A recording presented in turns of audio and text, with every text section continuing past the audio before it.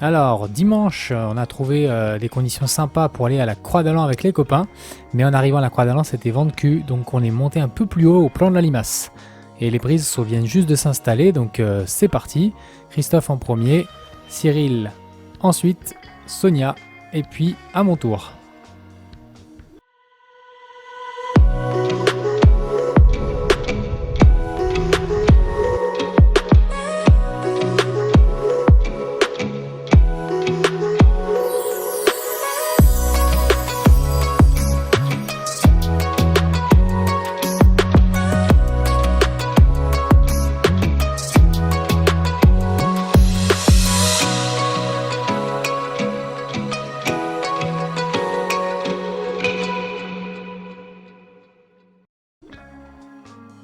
Direction la Dent de Pleven.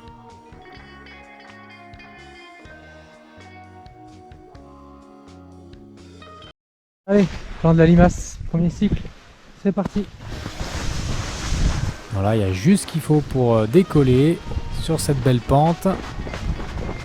On a vu que c'était allumé parce qu'en face, on avait repéré il y a quelques minutes des petites barbules se former juste en haut de la Dent de Pleven. Donc transition, on essaie de flotter le plus possible pour arriver le plus haut en face sur du coup cette épaule de la Dent de Pleven. Allez, raccrochage à 1500, ça monte tout de suite.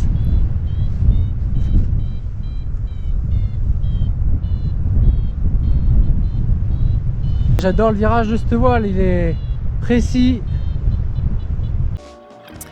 Voilà, et on va commencer à rechercher un petit peu, tâtonner ce plafond pour commencer.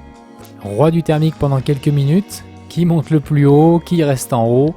Voilà, ça fait un peu le yo-yo pour l'instant. Bon, on cherche un petit peu mieux, on va se recentrer les uns les autres.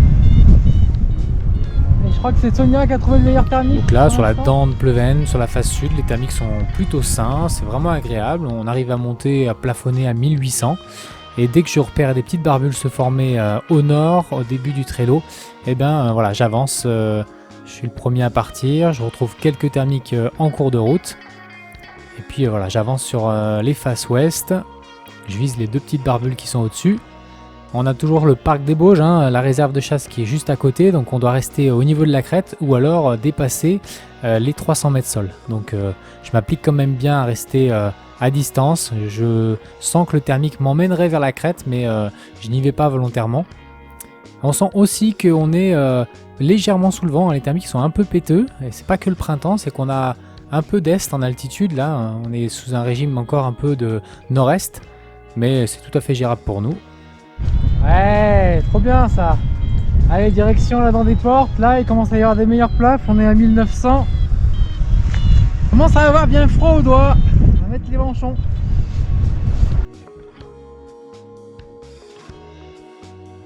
Il n'y a pas beaucoup de barbules pour nous guider, mais en général, jusqu'à la Dent des Portes, c'est quand même plutôt bien actif. C'est un peu après que ça devient en général un peu mou entre la Dent des Portes et banc plat. Donc il faut quand même s'appliquer pour rester un minimum haut. Et pour l'instant, il est assez tôt, il doit être dans les 14 heures. Toujours aussi beau ce paysage, j'adore vraiment cette crête. Donc avec Cyril et Loïc, on avance un petit peu plus loin en espérant retrouver des thermiques sur banc plat. Ça tient juste à hauteur de la crête, c'est vraiment léger ce qu'on trouve. On continue à avancer, on est légèrement contré par un peu de nord, mais pas beaucoup. Et bon, moi je vois que ça donne rien et que après je vais être trop bas si je continue. Donc je fais demi-tour parce qu'il y a un col à passer et ensuite si on est trop bas, on se retrouve coincé. Je croise Cyril qui lui a l'air d'être plutôt optimiste. Donc il va continuer en direction de banc plat, un peu plus loin. Et ça va lui donner un autre scénario, vous allez voir. Donc moi je repars dans l'autre sens. Heureusement plus bas on est poussé par la brise qui vient d'Annecy. Donc on a une finesse qui est largement supérieure à 15. Et voilà, on avance bien. Même si on ne reprend pas tout de suite de la hauteur. On essaie d'optimiser un peu le plané. Et puis de passer au-dessus des combes en essayant de rebondir au mieux que possible.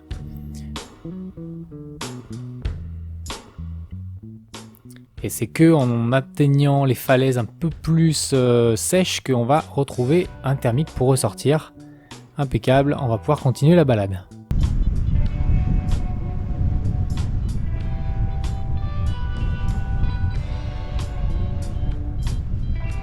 Allez, 2130 mètres, je quitte le Trello et je vais sur le Julio avec Christophe.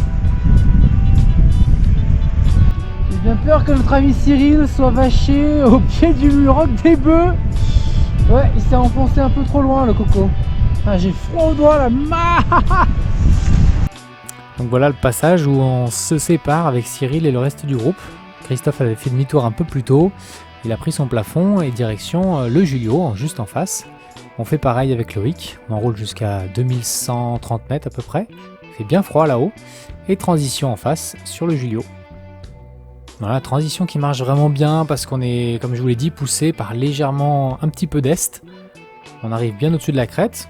Je me redirige à nouveau un petit peu vers le nord en me disant bon, s'il y a un deuxième plein à faire et pour rejoindre le Cyril sur le roc des bœufs, ben, on continuera. Mais en avançant par là, on trouve rien du tout. Donc je préfère faire demi-tour que me retrouver trop bas.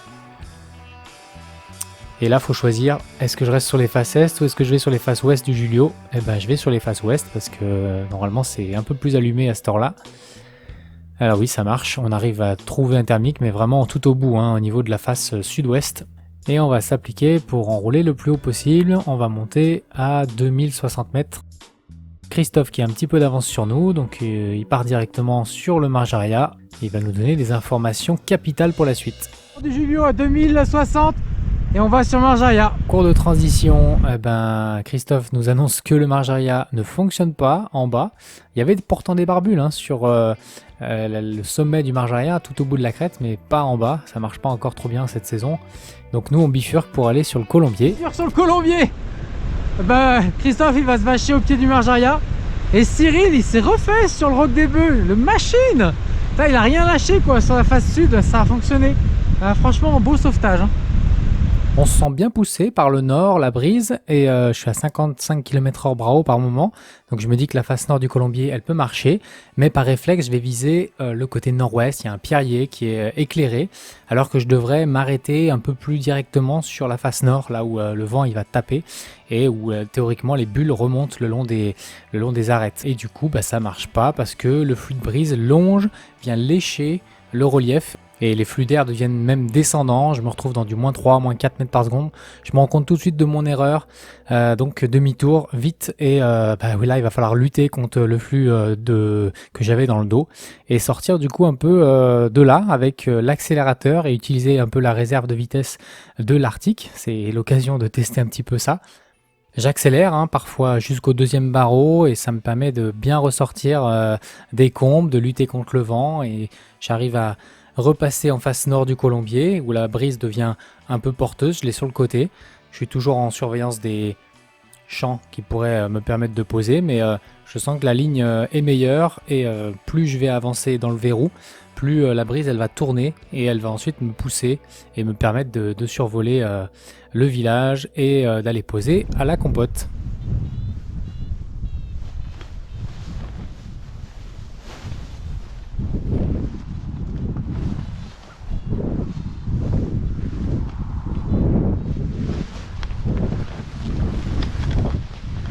Loïc qui était juste derrière moi, qui a fait demi-tour même un petit peu plus haut, il a une Epsilon et du coup il a fait la même chose que moi, il a accéléré quasiment à fond quand il y avait besoin. Il s'en sort pas mal, mais il a posé un petit peu plus tôt parce que voilà, je pense que la catégorie de voile a dû jouer un petit peu, la performance se ressent à ce niveau-là quand on est face au vent. On voit bien sur nos traces, les trajectoires sont très similaires quand on est vent de dos, donc il n'y a pas de différence de planer quasiment quand on est porté par le vent. Mais dès qu'on se met à être face au vent, il y a effectivement une réserve de planer et de vitesse qui est plus importante sous une catégorie C, évidemment. Donc voilà, la prochaine fois que je suis bien poussé, j'irai viser directement la face nord. Là, ce triangle-là, a priori, c'est là que ça fonctionne. Et naviguer entre l'épaule de droite et l'épaule de gauche, c'est là que les bulles doivent se retrouver. Donc Christophe est posé et voyons ce qu'a fait Cyril pendant ce temps. Donc on se retrouve quelques temps plus tôt, Cyril quittait banc plat, alors que moi je faisais demi-tour, et puis il se dirige vers le roc des bœufs. Il arrive du coup assez bas, au pied du roc des bœufs, là où en général c'est assez turbulent, c'est sous le vent de la brise quand elle est alimentée.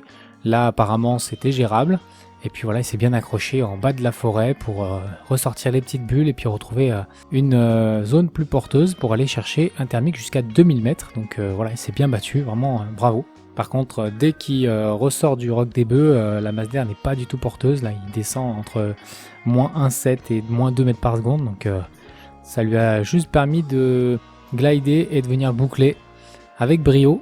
Il nous passe au-dessus et il va se poser pareil.